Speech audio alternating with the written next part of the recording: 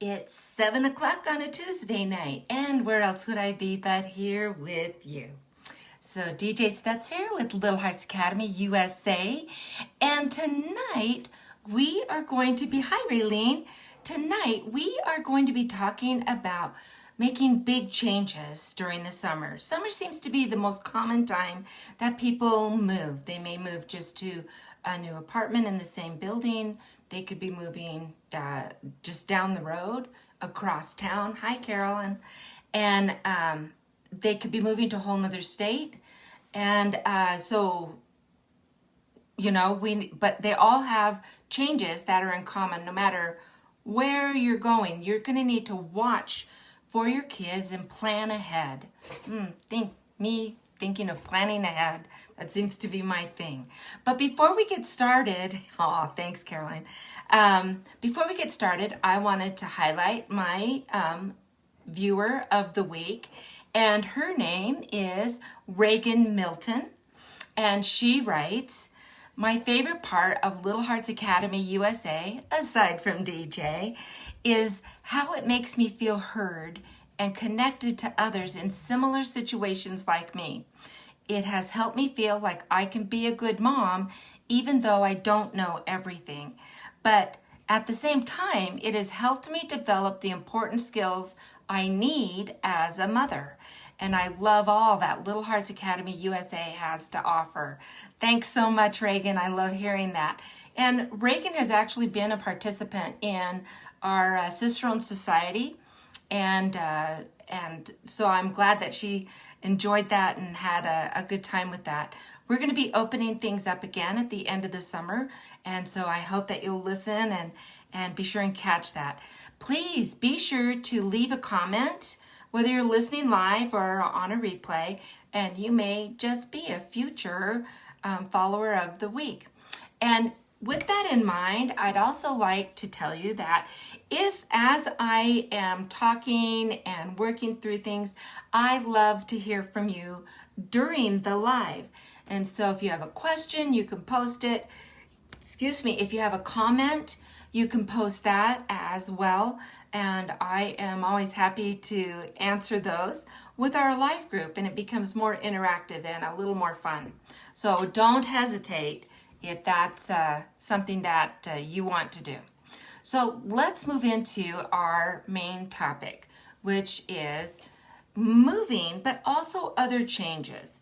So even if they're just moving to a new school, that is still a move that is going to make a lot of changes. Maybe you found a better school or something that is better fitting your child's needs. And two, while I was living in Las Vegas, my oldest daughter, Candace, was in 10th grade before she went to the same school 2 years in a row. Not that we had moved, but because there were so many new schools opening up. Clark County was growing exponentially, and actually for 17 years in a row, they were opening the average of a new school a month for 17 years. And so she would just get settled in one new school and another one would open up. And then she'd get settled in that one and another one would open up. And so those were big changes. The nice thing was most of her friends came with her. Some of them would be zoned to stay in the old school. Some of them, zoning changes that take place. But she still had a lot of friends that went with her. And that did help the situation quite a bit. But let's talk about making a move with babies and toddlers first, and then we'll move on to some older kids. So when you've got those little guys, those really little guys, you need to realize that the center of their life is you. And so it won't matter so much the environmental changes.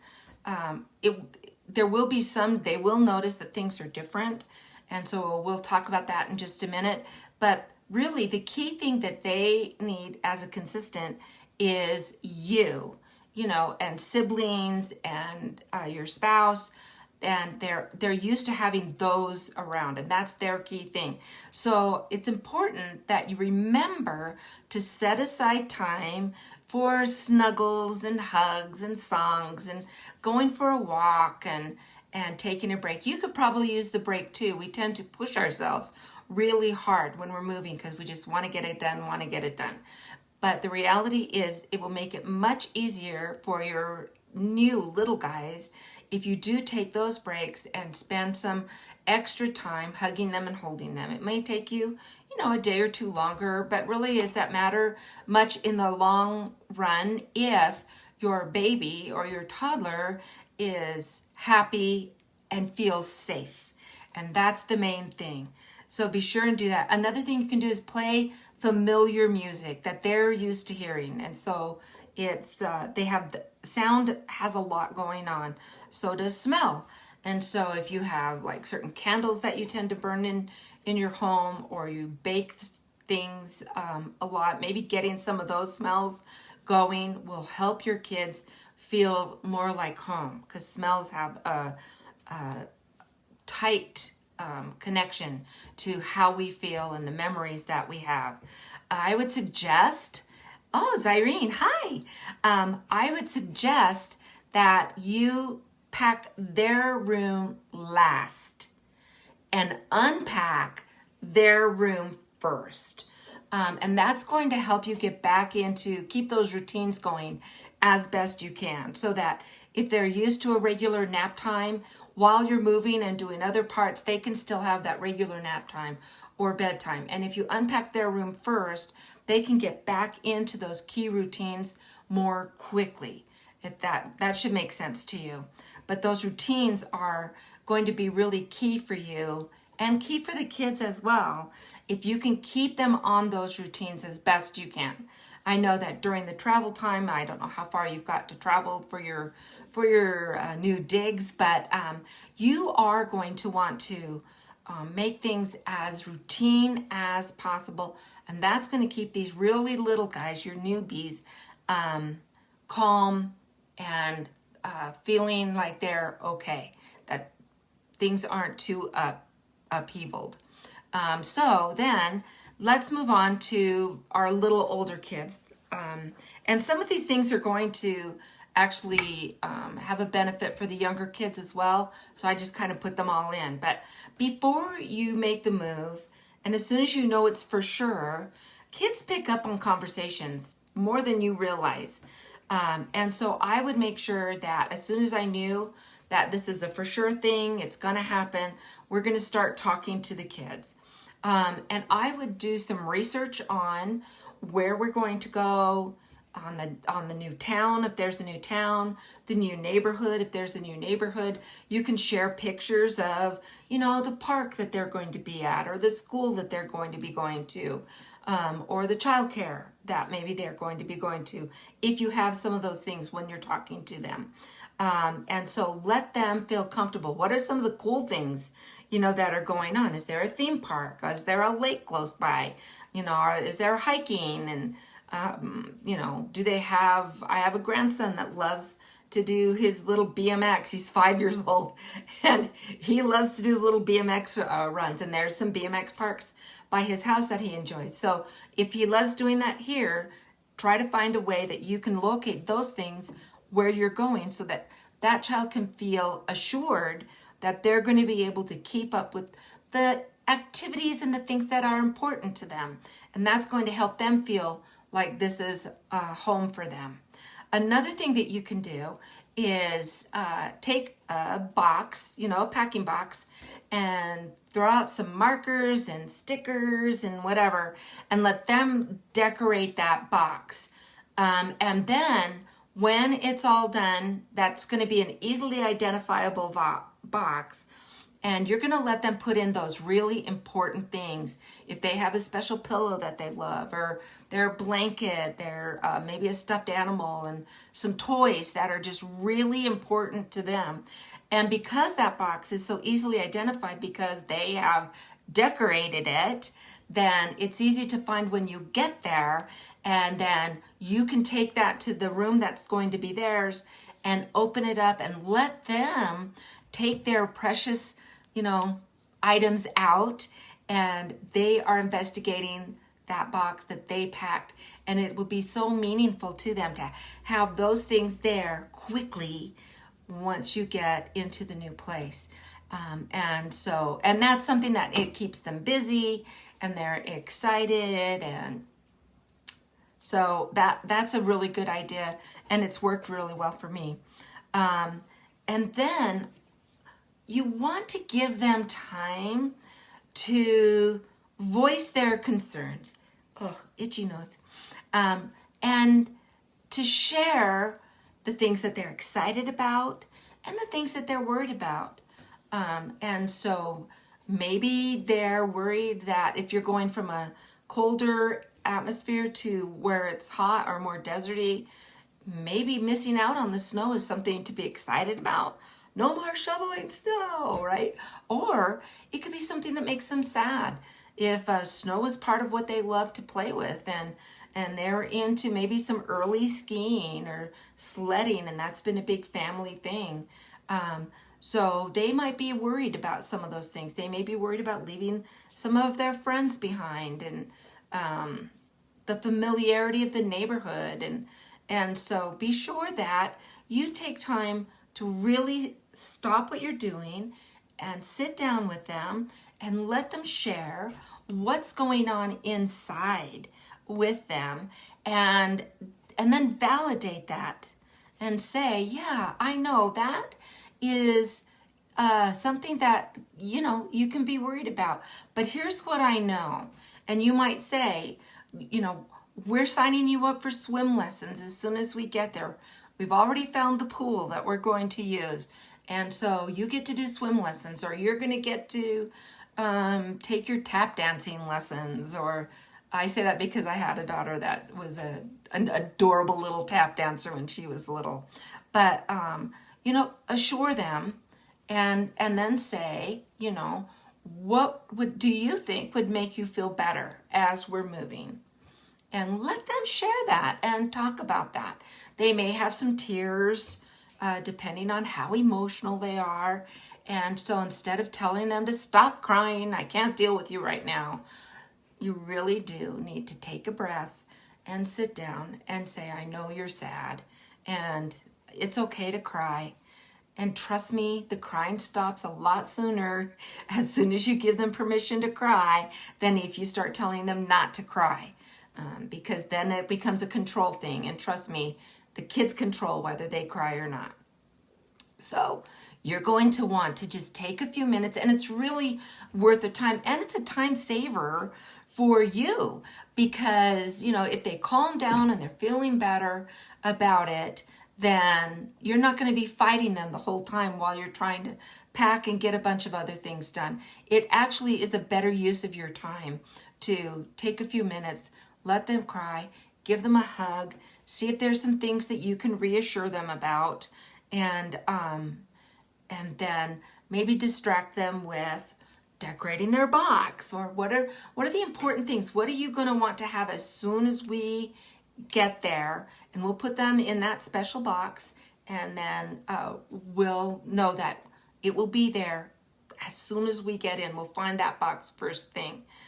Maybe it's taking some time to just go and, get an ice cream or go for a walk. So not only are they facing a lot of changes that are coming up and their house is being torn apart, but chances are really good that you are very busy with all of the things that need to be done.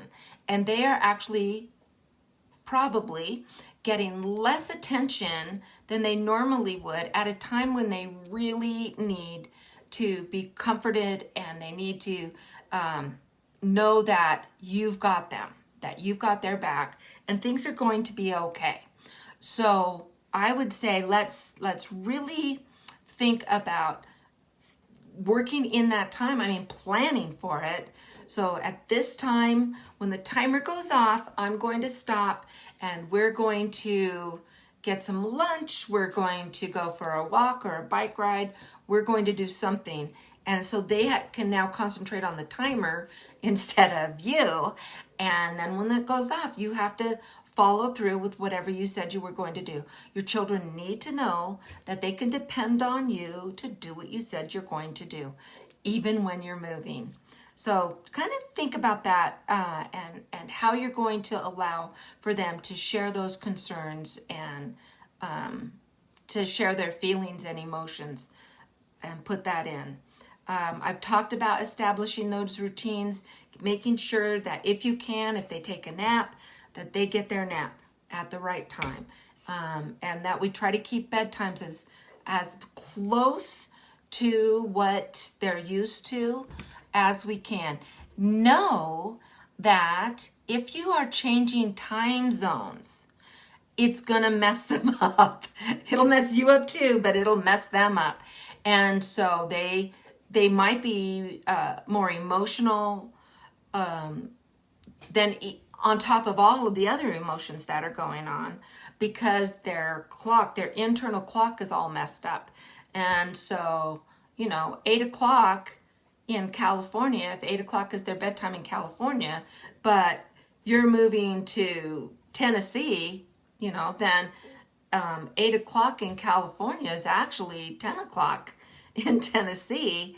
And so you can see how that's differing. And then they're going to be getting up earlier than they're used to. Their body will make adjustments fairly quickly, but just know that you're going to have a week or so of them getting their bodies and their minds adjusted to the new time zone. So just be patient with them, reassure them, and try to get them to bed at 8 o'clock Tennessee time, not 10 o'clock or whatever it is that you have. But, and just their bodies will make those adjustments, within some kids it would just maybe just be a few days. Other kids it might be a couple weeks before they can do it. It just depends on your kid. So that's something. And then another thing is, once you're at your new place, I want you to, if you can, like the pictures that you have up on the walls, have those in a place that's fairly easily accessible. And it's okay to get those, take the time. We tend to do those last, but when kids see those familiar things, especially their family pictures of, their siblings, of them with friends, then those are the things that are going to be really familiar to them, and they are going to feel more at home when they have those pictures up on the wall or on the mantle or wherever you've got them going.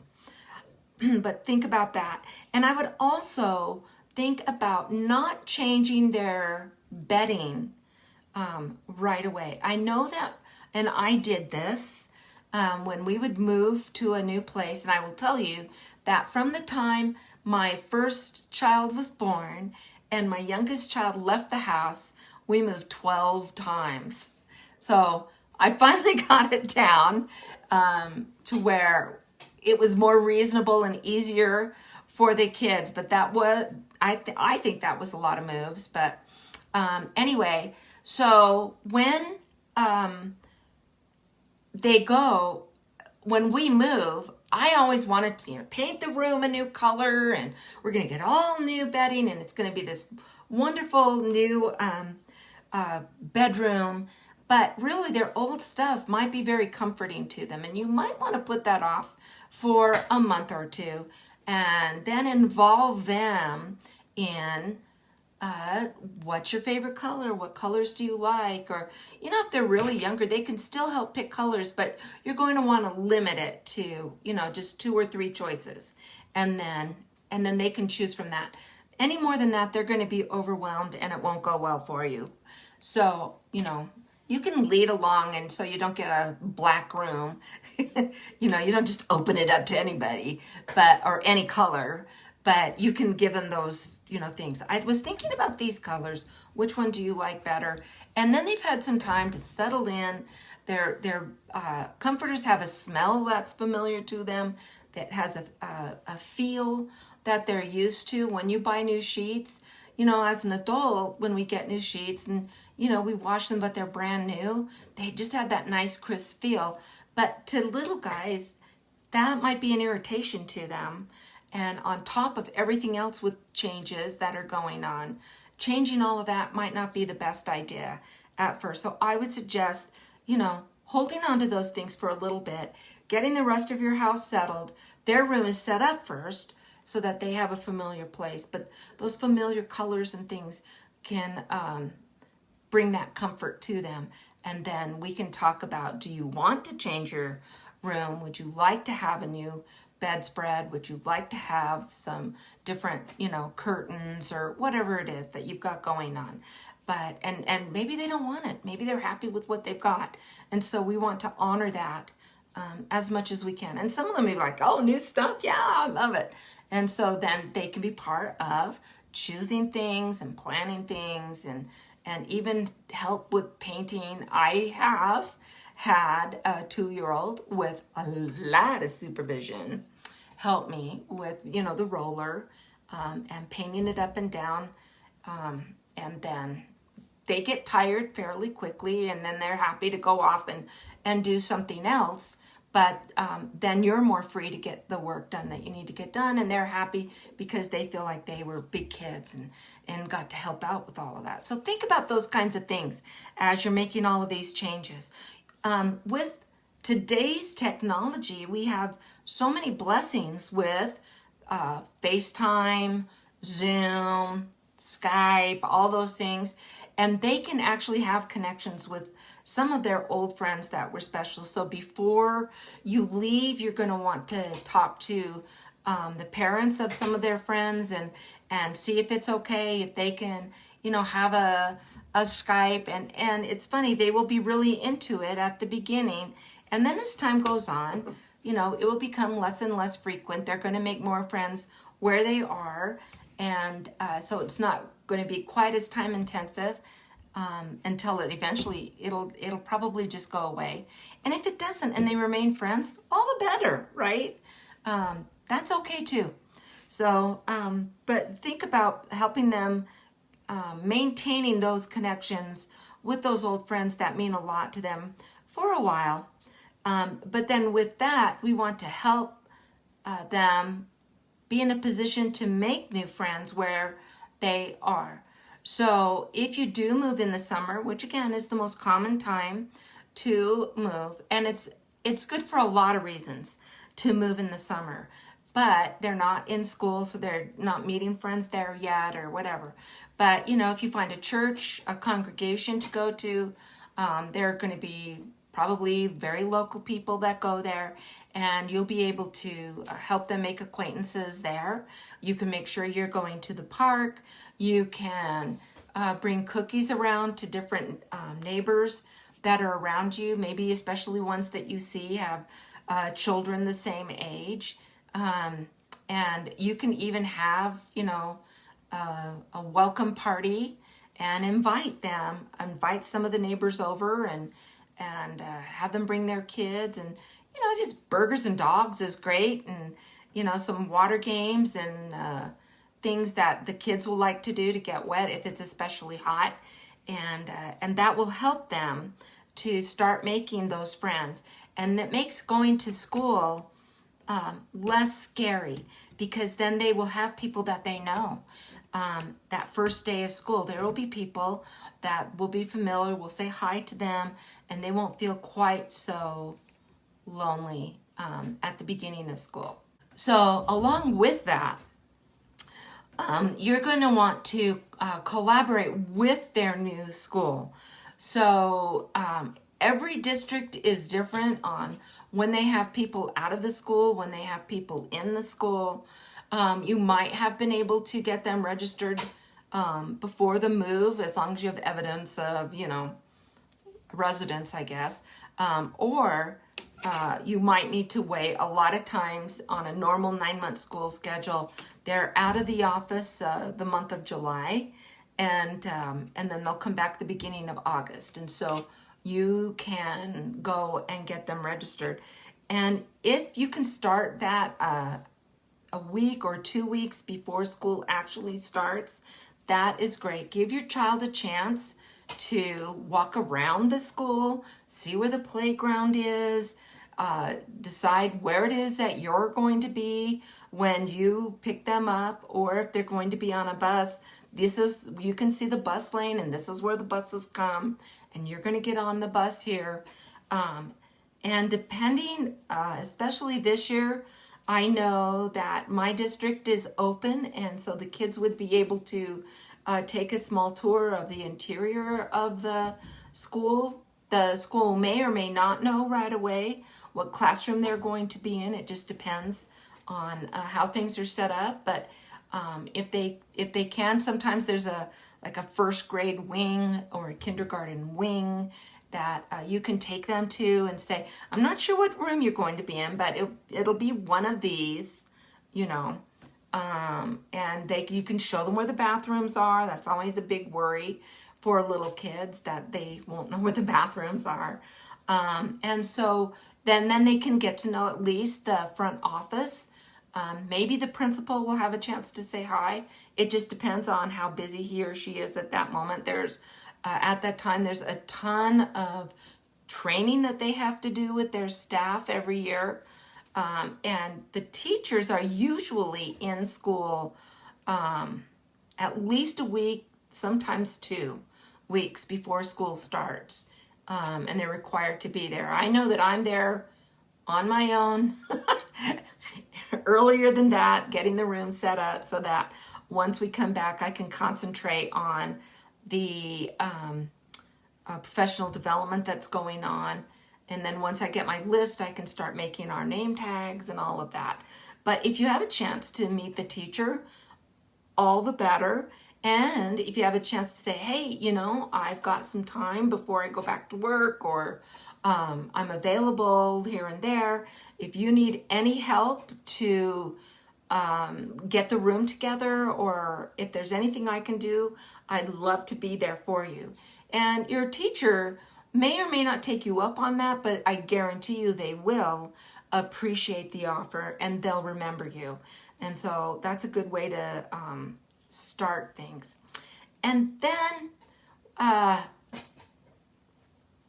the last thing that I wanted to talk about is just stay positive. So I know that things go wrong during a move. You know, maybe things are tough with closing, things aren't aligning right. You know, maybe things got broken that you really care about. You're stressed out, you're super stressed out with all that goes on. Again, I've moved a lot, so I know how that all plays. But the more anxious and upset that you are as the adult, that's going to feed down to your kids. And they'll make things 100 times worse because they'll be upset too, because you're upset. And so as best you can, just take a breath, trust, you know, if things work out, okay. If things don't, let's have a plan, let's figure it out, but try to stay as calm and as patient as you can during it, and your kids will pick up on that as well. Be positive about what's going on, and don't let them see you blowing up. And man, tension comes between spouses during this time, and so you want to make sure that you're showing the kids how you support one another during hard times and when things are stressful. And then sometimes too, you might want to just sit down and say, okay, you know, mommy and daddy are very worried about some things. And so I think we're being a little more grumpy than we usually are, and I'm sorry. And we're going to try and stay happy. You can help us with, I don't know, putting all the silver in the silverware drawer. It's going to be wrong. Who cares? It's keeping them busy, right? Or going out and helping the dog learn show the dog around the backyard, and if you have a dog, and let the dog, will you show the dog, you know, where the backyard is and where they can hide and play, and they will take that on. But keep them busy in a positive way. Try to remain positive. It's funny how, as I've gotten older, how much calmer things are for me. I do not get as stressed out. The world's coming to an end. The worst scenario is going to happen. As I've gotten older, I have found a peace somehow that's in me that wasn't there before. And if you can find that, the younger you are that you can find that, the better off you're going to be. Hi, Ashley. And so just, I think trying to find that positive place, trusting in things. Oftentimes, if you have in your mind that the worst thing that could happen is going to happen, then it will, right? And if you have in your mind and you just kind of put it out there that this is going to work out, it's going to work out for the better. I'm just going to get through this. I know it's hard, but I'm going to get through this. And I know that as long as we're together, we're fine. Life is good. It's just stuff. And you calm down to a point that, you're able to manage these difficult things more clearly. They don't become the mountain that we tend to make them into because we're stressed because of all of those other things. And so that's something that I wish that I had overcome earlier in my life and as I was younger. But now I find that things don't bother me that much anymore. It just is what it is. And so, okay, we're going this way. I thought we were headed that way, but it looks like that's the way to go. It should be interesting. And just, and two, you make better decisions about whatever's going on when you have that attitude. When you're super stressed and, you're just kind of coming apart inside, you're yelling at people, you're tossing things around, you don't make good decisions. And that's not what your family needs. That's not what you deserve. You deserve to have the benefit of the best decision that you and your spouse could make at that time, and life will be better. So I know that it's hard, but I know that you can do it. I have faith in you. So I just want to remind you that I'm so excited. On July 19th, that's a Monday, I am going to be dropping my first 4 podcast episodes. They'll all go on the same day, and then we'll be having new episodes every Monday after that. And so we're on Apple, we're on Stitcher. No, not Stitcher. We're waiting on Stitcher. Spotify. We're on Apple, we're on Spotify, and we're on Google Podcasts. And we've got a few more that we're still waiting to hear from, but we are excited. So the name of it is Imperfect Heroes, Insights into Parenting. And so you can find it either under that or under DJ Stutz. It is an easy way to find it as well. But I am looking for people who want to be part of my launching community. And so if this is something that you might be interested in, it's only going to take about a minute of your time on Monday the 19th. And these are people that I want to be able to count on to go and to find my podcast. I'll be sending you a link beforehand. You can just click on it. And I need 3 things: a download, subscribe. Oh my gosh. Download, subscribe, and leave me a review. And if I can get those things going, that'll get me up on the analytics for Apple, and it'll move me up to where I can get more noticed. I'm hoping to get 100 downloads and reviews that day. I don't know if that's hoping for too much, but why not? Let's hope for the most. So if you're interested in participating on that, just send me a message and I'll get you on the list. And also, if you leave a review on that, I will, I'm going to have a raffle for some giveaways. And so some of it will be programs that I'm doing. There'll be some like Little Hearts Academy bags and, you know, cups like this. And we're going to just have a lot of fun things going on. So if you're interested, please send me a message. And also, another way that you can get another entry into the raffle is if you recommend a friend and they send me a message, or they can email me at djstutz@littleheartsacademyusa.com. And so if they say, oh, Caroline, you know, told me to call and it sounds great and I want to be in on it, then you'll get an extra entry into the raffle for all of the prizes that we're going to be doing on that. And those will be announced the next Friday, the Friday after the 19th. And so sometimes when you leave a comment or a review on Apple, it does take 24 to 48 hours for it to actually show up. And so that's why I'm waiting till Friday to do the raffle, so that everyone has time for theirs to show up. And as soon as I see your name, I'll put you in, and you'll be part of that. So if you'd like to be part of that, I would love to hear from you. And then the next thing I'm going to ask you to do is just share this video just on your Facebook, and just hit the share button, and let's see how many people we can get this to.